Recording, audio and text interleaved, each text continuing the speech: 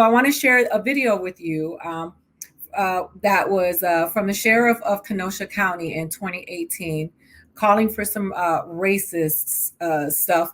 And I just think that people need to understand, because we really make a big deal about the presidential election, but when we start talking about our habitat, our local ecosystem, and we don't realize how these people are affecting our daily lives, we need to know how they think. And so I want to share with you what this sheriff thought, and why. And I want to use this to reiterate the point that it is important to vote locally, because these people affect your children, they affect you, they affect your daily life, and they affect your survival.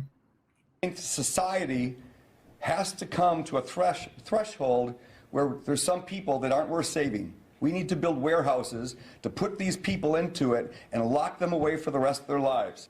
Let's put them in jail. Let's stop them from truly, at least some of these males, going out and getting 10 other women pregnant and having small children. Let's put them away. At some point, we have to stop being politically correct. And I don't care what race, I don't care how old they are. If there's a threshold that they cross, these people have to be warehoused. No recreational time in the jails. We put them away. We put them away for the rest of their lives so that the rest of us can be better.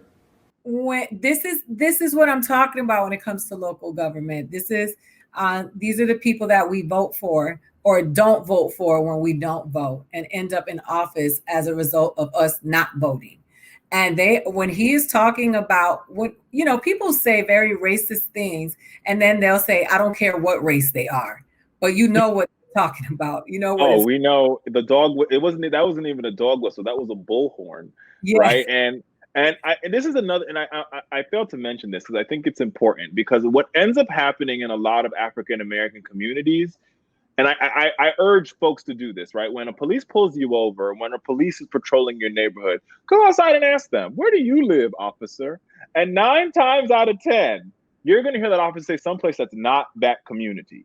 And that has to change. We need to, and that's why local elections matter, because when you have a mayor or when you have a city council that looks like you and I, right? Yeah. You're able to say, we are going to mandate that 90% of this police force has to live and work in this neighborhood, right? And when the cop who patrols this neighborhood is my next door neighbor, he's gonna think twice about using excessive force. They're gonna think 3 times about over policing. Why? Because it's happening in their neighborhood. And I'll make another point on this, because think about this for just a second. So about 10 miles from where I live in Washington, D.C., is Fairfax, Virginia. Fairfax, Virginia is one of the richest counties in America. What would happen if Fairfax's police department was made up of 99% D.C. residents? How do you think that would go over in Fairfax? Right. They would lose their mind if they saw me and you patrolling their streets, talking about, you need to get back in your house. They'd be like, where are you from? They wouldn't have it. They would spontaneously combust if 99% of the police force in Fairfax were Black people who lived in DC. So why is it okay for our police force to be from West Virginia or Pennsylvania or, the farther hinterlands of Maryland? And so but for that change to happen, we have to demand it, right? Because change doesn't happen willingly. Nobody gives up power willingly. We have to demand it. And it's more than just protesting. It's more than hitting the streets and saying Black Lives Matter. It's about, when we go to the polls, you could wear your Black Lives Matter t-shirt and you've got to vote. And you've got to vote with intention and be an educated voter. Now, is this person for me? Are they not for me? Are they for my kids? Are they not for my kids? Are they for my grandmother? Are they not for my grandmother? When they were asked, when the vote came down in city council to build a hospital in the Black neighborhood, were they for it or were they against it? Do your research. I think we depend a lot on the Democratic Party and the progressive movement to educate us about our candidates, but it's also important that we begin to educate ourselves about our candidates, and we also begin to grow our own candidates. We need to be growing folks like Cori Bush out of St. Louis, who beat an incumbent. She wasn't the only one this cycle who beat an incumbent. And they beat incumbents because the incumbent has not been serving the district correctly. And the people say, you don't relate to me. Or as Alexandria Ocasio-Cortez would say, you don't drink the water. And because you don't drink the water here, that's not going to work. And it also means that we've got to change, and it also means we've got to dismantle. And one of the stumbling blocks to changing that requirement for where police officers live is changing the police union. Now, I'm the biggest fan of unions. I love teachers' unions because I think my mom was in a nurses' union, and I think there's some sectors that deserve to have unions, right? Especially in the public sector, right? But I think when you are allowed to collectively bargain and use your voice collectively, you should be doing it for the collective good of the people that you serve.